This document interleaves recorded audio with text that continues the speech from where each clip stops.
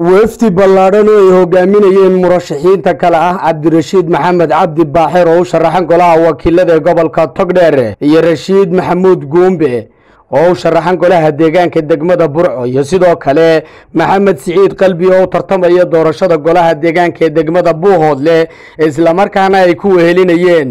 odayaal haween waxgarad dhalinyaro iyo mudan kale ayaa safar qaatay muddo 2 cisho ah oo iskugu jiray galab carow boqole iyo guure ku soo maray deegaanada Dandan Shashacade Shaahid Bali Calanle in Afmadoobe gaadle Taalabuur iyo degmooyinka Qoryaale war Cibraan iyo degmada Qurulugud iyadoo ay bulshada deegaanada ay safarka ku marayeen ay halkaas uga ballan qaadeen inay la garab taagan yihiin codkooda iyo cududooda taageero waxaana kamid ah hadaladoodii waxaan leenahay hiil iyo hooyo garab oo la dhacal taaganahay waxaa la xildhibaanada inay soo baxaan oo guuleystaan war jecelahay waxaan doonay dadaal iyo isku duubni xildhibaan waa aragtaa taageerada la yiraahdo waa aragtaa weli inta kuwa qodob waa wadin hore waa fulaximo dadkii taageersanaalkan ma wada imanin taageero aad madaxweyne waa jamar weyntan ayaa halkan idin taawra waxa weeyaan anagu guntigaanu waxa weeyaan isku giijinay waxa weeyaan waan garab taaganahay saddexda musharax waxaan idinku soo dhaweynay gacmo furan waxaan idinku soo dhaweynay taliyo iyo xigaalnimo waxaan idinku soo dhaweynay hadii baydka galay magaaladiinii dhamaanteen haddaynu guntano awalba xisbiyada wankaynu ka geli jiray maantana haddaynu guntano aynaan meel kale eegin wankuun baynu ka gelaynaa annaguna haddaan nahay qaybta reer raage waxaanu halkan diyaar ugu ahayno ilaa 6 saac aanu taagnin inaanu soo dhaweyno labadeeda musharax Rashiid Maxamed Cabdi iyo Rashiid Maxamuud Cawad xildhibaan Cabdirashiid Maxamed Cabdi Baaxir qalbi furan iyo gacmo furan baan kugu soo dhaweynaynaa deegaankaagii iyo magaaladaadii ku soo dhawow waa idin soo dhaweynaa waxaan idinku soo dhaweynaa deegaan ahaan iyo dad ahaan iyo tulin ahaanba waa idin soo dhaweynaa war xildhibaanka codka ma siina maalinta 17 May war xildhibaanka codka ma siina xildhibaan aad baan ku soo dhaweynaa waxaan wadnaa musharaxiintii raagaweyne waxa ugu horeeya Cabdirashiid Maxamed Cabdi Baaxir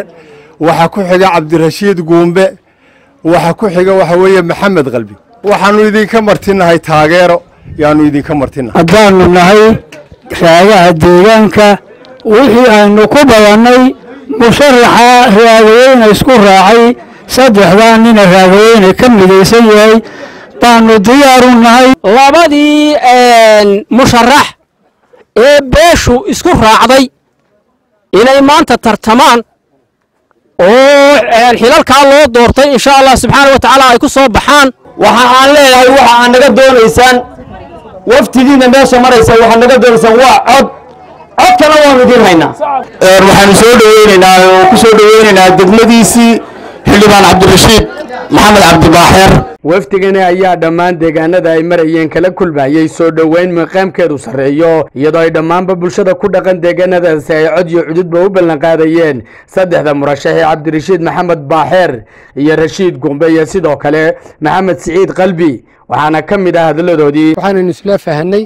in musharaxiinta ay raag isla qaatay ee cadaaladda ku soo saaray ay yihiin saddexda xildhibaan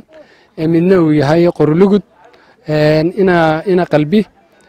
labana ay tahay golaha deegaanka iyo Cabdirashiid Maxamed Cabdi Baaxir oo golaha baarlamaanka inoo metelaya iyo Cabdirashiid Guumbe oo golaha deegaanka ee Burco inoo metelaya cadaalad baana lagu soo saaray qaar baa ciiro kor martay halka fadhiya ciiro yar ma weyno waa tole warba ciirada waa la afufaa baashan ciirada ilaahay dad meel buu keenaa haddii qofka ciiro ay ka bartay ama waxba laga marxawdiyay warbal ka qayb qaato soo marxawdiyo tole waxaan rajaynayaa insha Allah ta'ala haddii ay codaysaan oo sanduuqiina waa eegi doonaa ay codaysaan Cabdirashiidna insha Allah ta'ala isoo afkiisa ku ballan qaadi doona MCH ka inuu furo oo dhakhtarkii keeno oo dawadii keeno wada qabti bay wax ku gooyaana sida aynu isugu duubanahay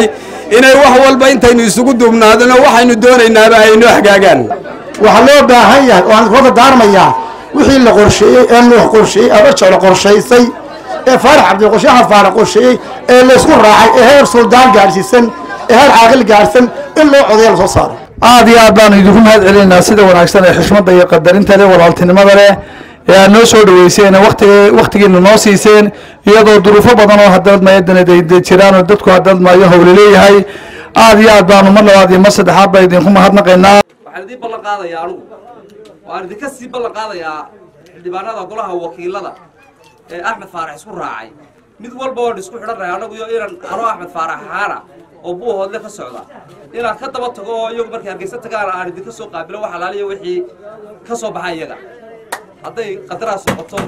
iyo hadday noqoto xanaanooyin inagu reer dantan ahaan waynu ballannay ballankiina mala qaarkiin waa maqnaaye waynu ballannay si waynu ballannay baahida degmada taallana teendhaha iyagaaba arka anigu waxaan idiin ballan qaaday waxbarasho inay heli doontaan insha allah haddii ilaahay ka dhigo taa ballankeeda ma ilaawiye horta ku biyo cabba runtii waanu idinku faraxsannahay waana guulaysanaynaa waana muujiseen awooddiinnii iyo taageeradiinnii insha allahu tacaala